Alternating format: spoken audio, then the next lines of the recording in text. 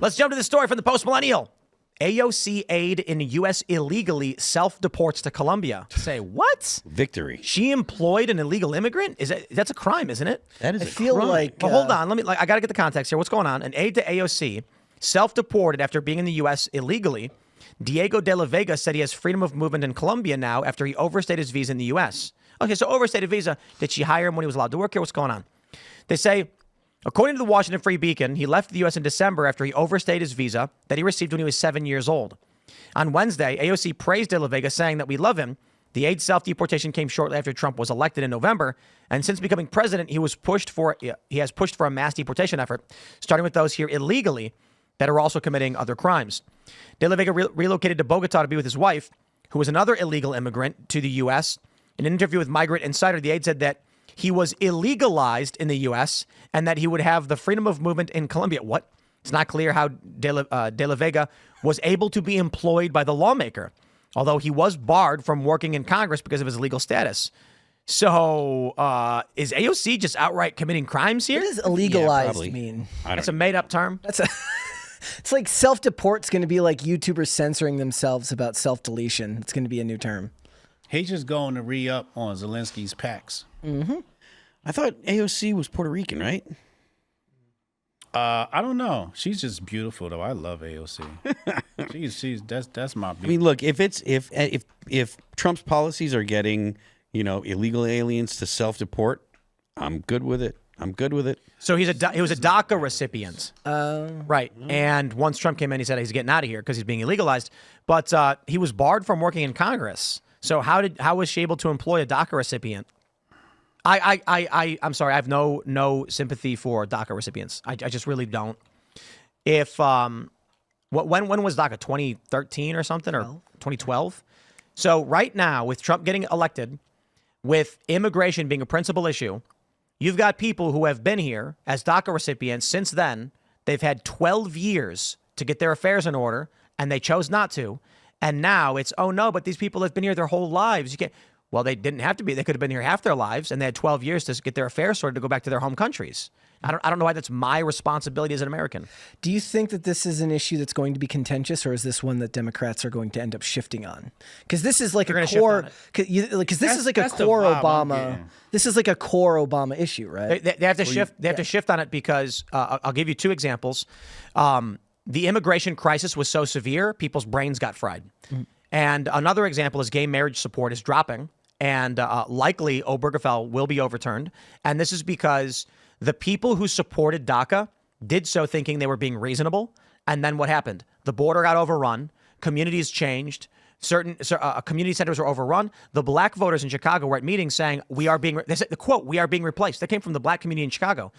These people are going to recoil at the talk of amnesty from now on because they've been negatively impacted by mass migration. So when gay marriage emerges, when DACA emerges, doesn't really bother anybody or affect anybody. And they say, who cares? Yeah. 10 years on, mass migration has negatively impacted us, and the LGBTQ issues have pushed so far beyond the pale that people are shocked and scared. Now, moderate liberal types who supported these causes have disappeared. Mm-hmm. You're now going, gay marriage support has dropped I think 2 or 3 points from last year to from this. So it's started to curve down. And you're likely going to see many of these people who were once liberal and the post-liberals who have joined Trump will not speak out as activists in support of gay marriage when the challenges arise. And they are. Numerous states are saying they're going to get rid of it. I'm not trying to shift the conversation back to the same point about immigration. Back then, DACA is immigration doesn't really faze me. Let the people stay. What's the problem? Now the issue is my community center is full of illegal immigrants. I don't care. I have no sympathy. You got to go home. Blake and Riley stories all in their face. That's a nasty story. When Trump was doing his address with Congress this week and he started naming those stories, people hear that stuff, that resonates and it's going to stick in your mind. But when I saw that quote just now from AOC and she says, we're going to miss him. And when you said what you said, that was the inkling I got. I was like, wait a second, she's shifting? Because normally what you would get from her after something like that is, she's going to be at the border crying near the fence. Yeah. But she didn't do that. She says, we're just going to miss him. Or the response would be, I will hide him in my attic if I have to. Right. Yep. Yeah. And she didn't say that. Nope. She said, miss you, bye. So did she get the call? Because we know she's not too bright. So maybe she got the call. Maybe somebody said, AOC, listen, we're going to need you around next election. You're going to have to shift a little bit. But then wouldn't it I love that. That's probably true. The call is going around. You probably got Gavin Newsom. You got legal teams. They probably went through a list of people that they think would follow orders with the new shift for politics. And I think you're right about Charlemagne. He didn't get the call, but he is smart. So he went, oh, geez, they lied about Trump, huh? Yeah. So, like, the idea was that when they talked about Laken Riley, or they talked about the young man with brain cancer at the address, DJ. right? And nobody stood up, and no Democrats clapped. Did none of those people get the call? Because a really easy way to didn't start get the call. shifting would have been to just stand up and act like a human being. Yeah. They didn't get the call. And again, coming back to Charlemagne, when you look at Charlemagne and the Breakfast Club's coverage, even I got to give props to DJ Envy. When they talked about DJ, they were like, yo, like, leave little bro alone. He's got brain cancer, blah, blah, blah. But They get it. you cannot not support DJ. And what they were saying was that Trump was grifting off of DJ. And I'm like, listen, let's say Trump was grifting off of DJ. Who wins more from that, DJ or Trump? I'm like, yo, I feel like DJ wins more. DJ's set up for life now. Yeah, but sure. But let's say Trump was grifting and Democrats knew it. That's why they're complaining. Then the best thing they could have done is all stood up and clapped and cheered for it and made sure Trump didn't win this one. Yeah, exactly. Right. And it was bipartisan. Like, it's political theater. I'm like, it's all political theater. It's how you respond that actually matters. The next day, when they're censuring Al Green, and then all the Democrats, not all of them, but a lot of them, are singing "We Shall Overcome" and the well of the Congress, they didn't get the call. They didn't get the call. I'm like, you look nuts. They're on their way out. They have to be. And now we're hearing that Johnson may remove many of these Democrats from their committees. So it's not expulsion, but it's It's going to be some replacement. tantamount to. You get so for those that don't understand. Listen, they're so bad, you can replace them with anybody. Right. But I want to make sure people understand this. When you're in Congress, you want to be on certain committees because the committees can get those bills to the floor for a floor vote. Correct. So Matt Gaetz pointed this out to us. He said when he first got in, they said if you want a committee assignment, you got to pay for it.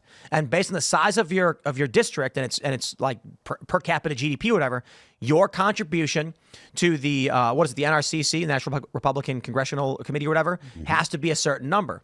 And so Gaetz said, I wrote him a check and said, how much will $500,000 get me? And they were like, you can have any committee assignment you want. When Marjorie Taylor Greene got censured for posting on Facebook and they stripped her of her committee assignments, she was basically unable then to advance certain bills or be involved in that process. So if these Democrats are getting stripped from their committee assignments, and it could be 30 or 40, that's massive. Yeah. It is almost expulsion. Yeah. And expulsion could get a new Democrat to come in and get on the committees and negotiate.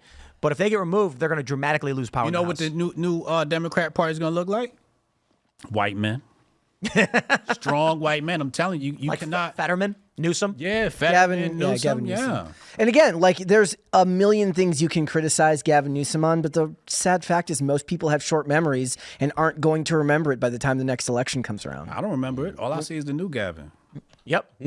and he was very deferential to Charlie in a lot of those issues. It was. When he was like, fair point. Yep. Okay. Well, yeah. The stuff that he's deferential about are the obvious Yep. things. Yeah. The things that it was insane for the Democrats to take up these ideas in the first place.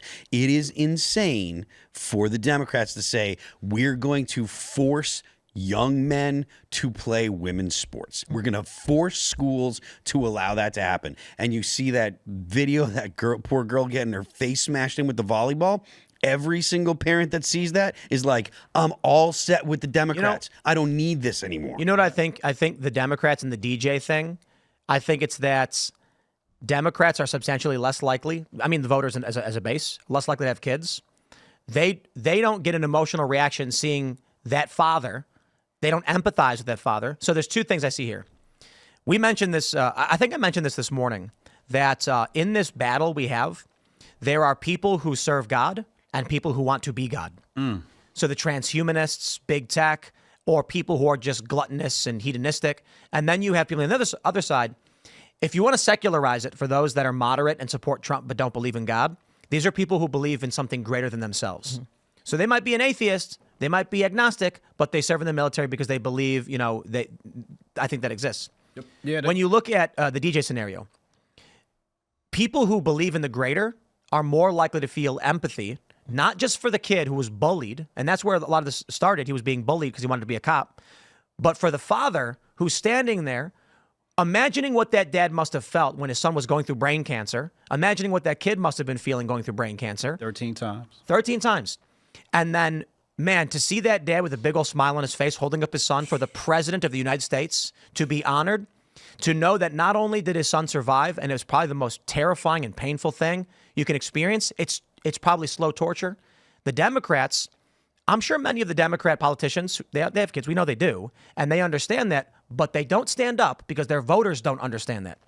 And their voters won't react with empathy because they don't care. In fact, they've been publishing op-eds all the time saying, stop having kids. It's bad for the climate. Yeah. I mean, the problem is the reason why Democrats can't resonate with that father is because Democrats are used to kids having two dads. Yeah, I mean, Where's the other one? Or Where's the other dad? they've signed up for hating men. It's been bro, purely obvious for at least 20, 30 years. I'm so when DJ got held up by his dad, I wasn't just cheering for DJ. I was cheering for that dad. Yeah. I mean, I've told this before. There was a video that went viral on the internet a long time ago of a dad holding his dead son, and he wailed in such a way that would like haunt your nightmares. And I'm like, worst thing a parent could ever experience. And he didn't just deal with that pain. It was prolonged torture over a long period of time. Parents who go through kids with terminal illness, you're not just experiencing that pain one time. It's you're being beaten over the head with it. You have to watch your child suffer in that way. Here he is now on the other side of it in the best way imaginable. He shouldn't just get a standing ovation. They should have stood up for 20 minutes and clapped for them.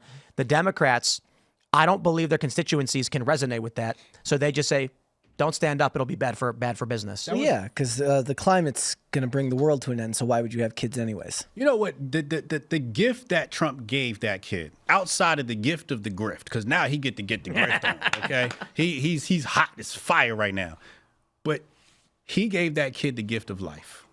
Yeah, because they've done studies on this in Asia. They have happiness, treatment for diseases, but the level of your mood can actually help you with whatever it is that you're facing. Yeah. And this kid now enjoying this extended period of elation, he's giving this kid life. And this is one of the most beautiful things. I will never forgive the people that really politicized that and didn't show love to DJ. They could have just clapped, man.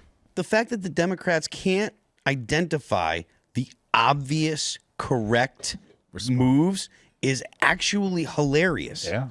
It's really funny if you actually think about it. It's like you thought it was a bad idea to stand up for the kid with cancer. You hate Trump that much. You thought it was a bad idea to stand up for the kid with cancer. You people are morons. You people shouldn't be in any position of authority because you're too stupid. Hey, Democrats, if y'all be mean to Trump, I'm on your bumper. I got to be honest.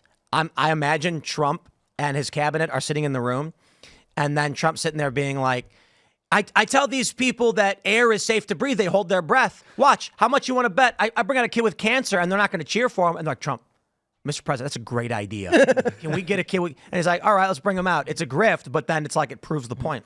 Thanks for checking out this clip from Timcast IRL. Make sure to watch the show live Monday through Friday at 8 p.m. Subscribe to this channel, and we will see you all there.